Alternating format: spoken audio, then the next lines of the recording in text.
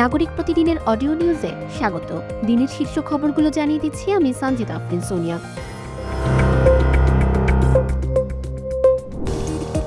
প্রধানমন্ত্রী তারেক রহমান জাতীয় কবি কাজী নজরুল ইসলামকে ভবিষ্যৎ প্রজন্মের প্রেরণার উৎস এবং যাপিত জীবনের অনিবার্য অংশ হিসেবে অভিহিত করেছেন। নজরুল বর্ষ 2026 কর্মসূচির ভার্চুয়াল উদ্বোধনী অনুষ্ঠানে তিনি বলেন, নজরুল কেবল অতীত ইতিহাস নন, বর্তমান জটিল বাস্তবতায় উদীয়মান প্রজন্মকে সঠিক পথ দেখাতে কবির নৈতিক মূল্যবোধ সম্পন্ন কবিতা অত্যন্ত প্রাসঙ্গিক। সরকার 2026 সালের 25 মে থেকে 1 বছর ব্যাপী নজরুল বর্ষ ঘোষণা করেছে। সরকার 2026 সালের 25 মে থেকে 1 বছর ব্যাপী নজরুল বর্ষ ঘোষণা করেছে এবং কবির স্মৃতি বিজড়িত ত্রিশালকে নজরুল সিটি করার সম্ভাব্যতা যাচাই করছে। প্রধানমন্ত্রী আমলাদের চেয়ে নজরুল অনুরাগী ও গবেষকদের মূল্যায়নের ওপর জোর দেন। অনুষ্ঠানে বিশেষ স্মারক ডাকটিকিট ও লোগো উন্মোচন করা হয়। সংস্কৃতি মন্ত্রী নিতাই রায় চৌধুরীর সভাপতিত্বে এতে মন্ত্রী পরিষদের বেশ কয়েকজন সদস্য ও ঊর্ধ্বতন কর্মকর্তারা উপস্থিত ছিলেন। ঢাকায় নিযুক্ত চীনা রাষ্ট্রদূত ইয়াও ওয়েন প্রধানমন্ত্রী তারেক রহমানের সদ্য সমাপ্ত চীন সফরকে সম্পূর্ণ সফল এবং দ্বিপক্ষীয় সম্পর্কের মাইল ফলক হিসেবে বর্ণনা করেছেন। 25 জুনের এই সফরের মাধ্যমে দুই দেশের সম্পর্ক কম্প্রিহেন্সিভ স্ট্র্যাটেজিক কোঅপারেটিভ পার্টনারশিপ এ উন্নীত হয়েছে। সফরে চীন বাংলাদেশের সার্বভৌমত্বের প্রতি এবং বাংলাদেশ এক চীন নীতি এর প্রতি সমর্থন পুনর্ব্যক্ত করেছে। দুই দেশের মধ্যে 17টি চুক্তি ও সমঝোতা স্মারক স্বাক্ষরিত হয়েছে, যার মধ্যে belt and road initiative, Mongla বন্দর আধুনিকীকরণ, বাণিজ্য প্রোটোকল এবং দলীয় সহযোগিতা অন্তর্ভুক্ত। রাষ্ট্রদূত স্পষ্ট করেন যে তিস্তা নদী প্রকল্পে চীনের প্রতিশ্রুতি অপরিবর্তিত রয়েছে এবং তারা এর সম্ভাব্যতা যাচাইয়ে সহায়তা করবে। এছাড়া প্রস্তাবিত বাংলাদেশ মিয়ানমার চীন অর্থনৈতিক করিডোরকে একটি নতুন কৌশলগত সুযোগ হিসেবে উল্লেখ করেন তিনি।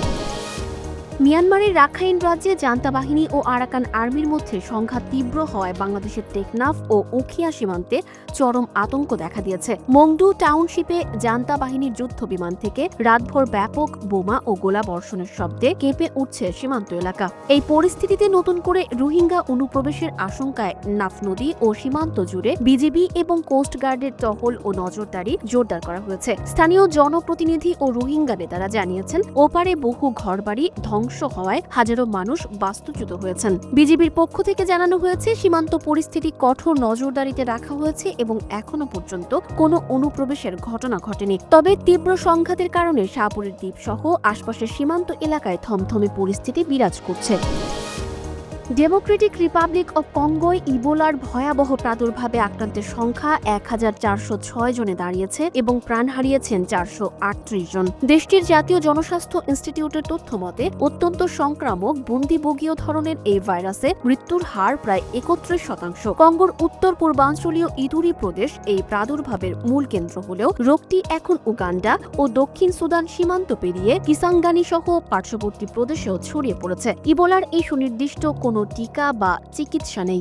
ফলখেকো বাদুরকে এই ভাইরাসের প্রাকৃতিক বাহক ধরা হয়, যা আক্রান্ত ব্যক্তির শারীরিক তরল বা সংস্পর্শের মাধ্যমে ছড়ায়। তীব্র জ্বর, রক্তক্ষরণ ও অঙ্গবিকল হওয়াই এর প্রধান লক্ষণ। বিশ্ব স্বাস্থ্য সংস্থার মতে এই রোগে গড় মৃত্যুহার 50% পর্যন্ত হতে পারে।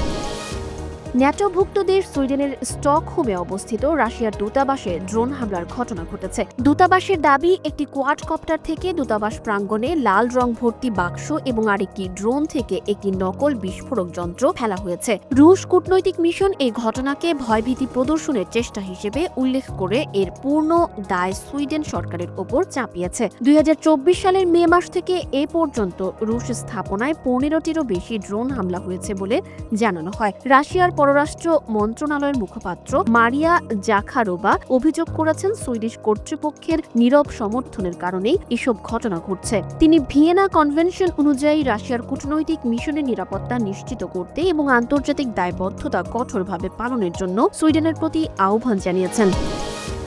ফুটবল বিশ্বকাপ 2026-এর রাউন্ড 32 এর হাই ভোল্টেজ ম্যাচে টরন্টো স্টেডিয়ামে মুখোমুখি হতে যাচ্ছে পর্তুগাল ও ক্রোয়েশিয়া। এই হাই প্রোফাইল ম্যাচকে কেন্দ্র করে কানাডার আবহাওয়া বিভাগ দর্শকদের তীব্র গরমের ব্যাপারে সতর্কবার্তা জারি করেছে। ম্যাচের দিন তাপমাত্রা 35 ডিগ্রি সেলসিয়াসে পৌঁছাতে পারে, যা দাবদাহের কারণে 40 ডিগ্রি পর্যন্ত অনুভূত হতে পারে। টরন্টোর প্রধান স্বাস্থ্য কর্মকর্তা মিশেল মূর্তি দর্শকদের সারাদিন পর্যাপ্ত পানি পানের পরামর্শ দিয়েছেন এবং পানি শূন্যতা এড়াতে মদ্যপান সীমিত রাখার আহ্বান জানিয়েছেন। ৪৫,০০০ দর্শক ধারণ ক্ষমতা সম্পন্ন স্টেডিয়ামটির বাইরে লাখো মানুষের সমাগমের কথা মাথায় রেখে স্বাস্থ্য সুরক্ষায় কিছু জায়গায় জনসমাগম বন্ধের ইঙ্গিতও দেওয়া হয়েছে। যুদ্ধ বিধ্বস্ত সিরিয়ার রাজনীতিতে নতুন চমক হিসেবে দেশটির বর্তমান প্রেসিডেন্ট আহমাদ আল শারা মধ্যপ্রাচ্যের অত্যন্ত জনপ্রিয় অভিনেত্রী ৩৬ বছর বয়সী রোজিনা লাজকানিকে সরাসরি নতুন সংসদের সদস্য হিসেবে মনোনীত করেছেন। সিরিয়ার সংবিধান অনুযায়ী প্রেসিডেন্টের বিশেষ ক্ষমতা বলে মনোনীত ৭০ জন সংসদ সদস্যের তালিকায় স্থান পেয়েছেন তিনি। সংসদীয় কার্যক্রমে বৈচিত্র্য আনা এবং নারীর ক্ষমতায়নকে জোরদার করার লক্ষ্যে এই তালিকায় রোজিনা সহ ১৫ জন নারীকে অন্তর্ভুক্ত করা হয়েছে। থিয়েটার ও সিনোগ্রাফিতে উচ্চশিক্ষিত রোজিনা ব্লকবাস্টার সিরিজ আল হাইবাতে অভিনয়ের জন্য আন্তর্জাতিকভাবে সমাদৃত। রাজনৈতিক বিশ্লেষকদের মতে বিনোদন জগতের এই পরিচিত মুখকে সংসদে আনার মাধ্যমে প্রেসিডেন্ট মূলত দেশের তরুণ প্রজন্ম ও সাংস্কৃতিক অঙ্গনের সমর্থন অর্জনের চেষ্টা করছেন। এই ছিল আজকের শীর্ষ খবরগুলো। প্রতিদিনের অডিও নিউজ শুনুন আমাদের ওয়েবসাইট, ইউটিউব চ্যানেল ও ফেসবুক পেজে।